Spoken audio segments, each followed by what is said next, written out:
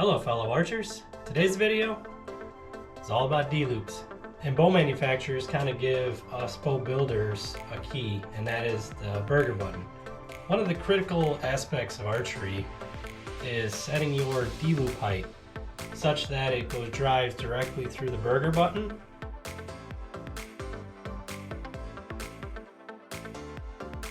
Because that really will give you a lot of your up and down error.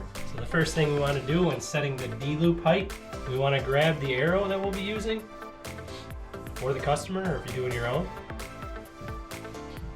We want to go ahead and knock it in there. Put your launcher up, whether it's a fall away or a whisker biscuit, whatever it may be. And you want to put a level on it to make sure that your bow is level. Put the level on the arrow. Put your level on the string. And we adjust.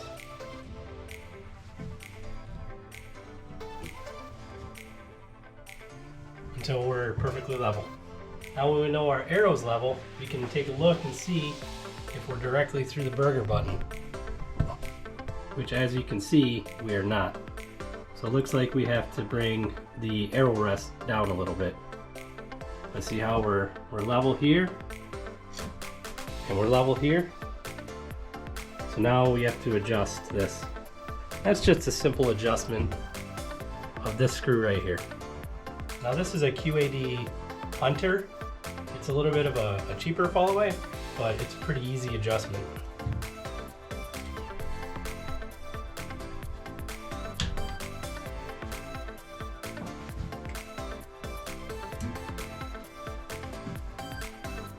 Still level there.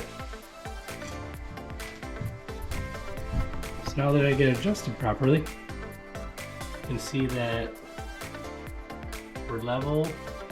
When we're level here, right through the middle of that burger button.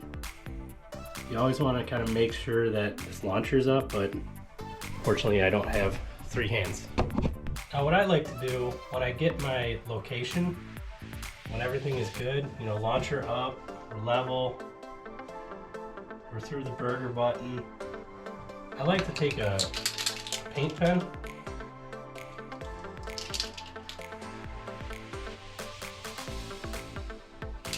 and I like to mark that top location just because, you know, gravity, because you have more weight on the front of your arrow.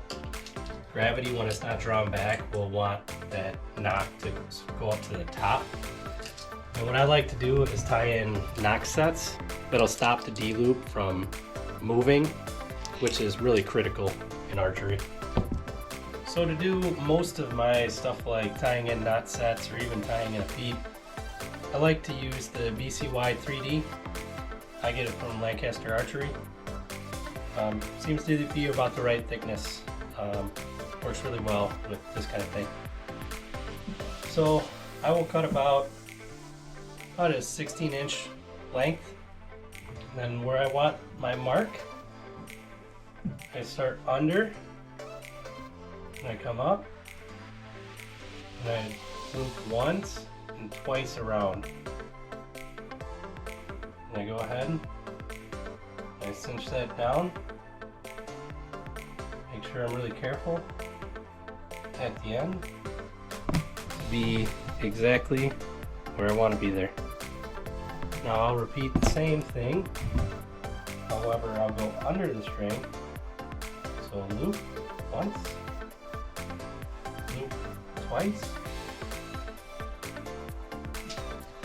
and tighten.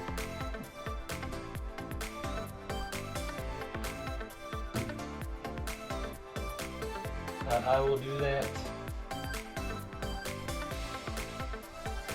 one more time on each side. There, make sure these are really tight. And at the end, it's just a simple double knot. So you make your one knot, try to go right in between the two that you've already made. So I made two lines, and then the final one you try to go right on top or in between the two. And then we do our last knot here. Tighten that good and tight. Take our lighter, separate. I like to bring them together again. And we push down. Little trick, rather than use your fingers and beat your hands up, use the edge of the lighter. And that is one knock set. That would be for the top. The next one is for the bottom, to make sure that the arrow doesn't move. So for this, we're going to take our arrow, we're going to put it through the launcher, we're going to set it up against the one knock set that we made. And here, we'll make our first knot. So you repeat, the same procedure here. We'll make our first one to kind of set the point so we can remove the arrow. So you get it in there, right? And we go over.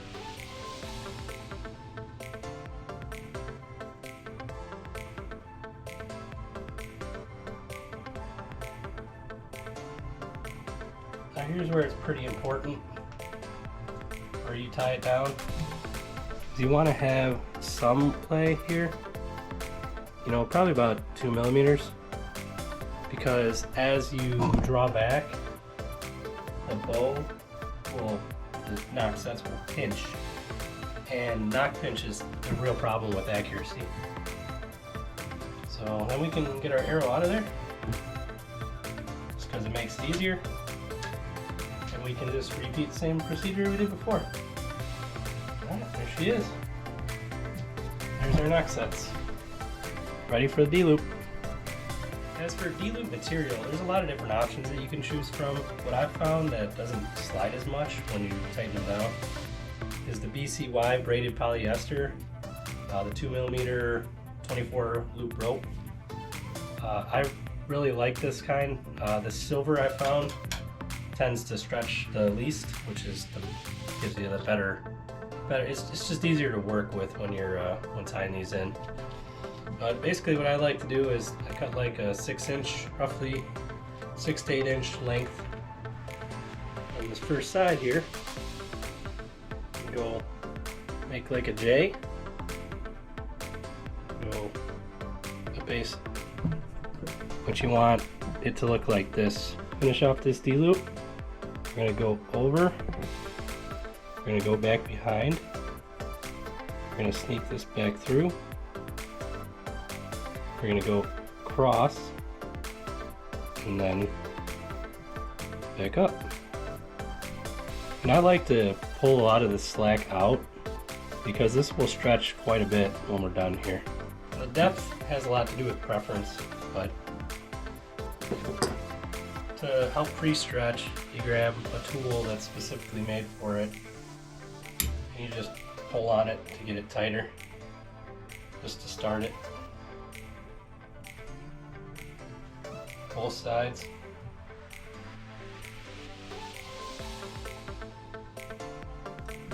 So now what we have is the start of our D-loop here. We're going to go ahead and cut about a 1/4 inch from, and then we burn the cinch, and then we can stretch with our tool here. So after we've got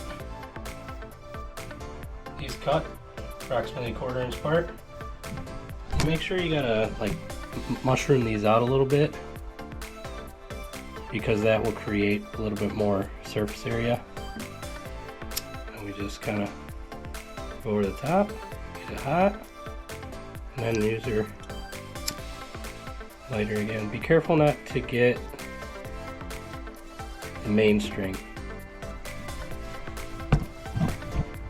And from there,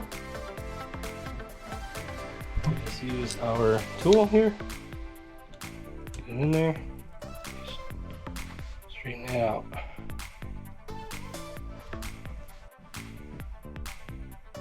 And after that stretch, what you wind up with is a pretty nice looking D-loop.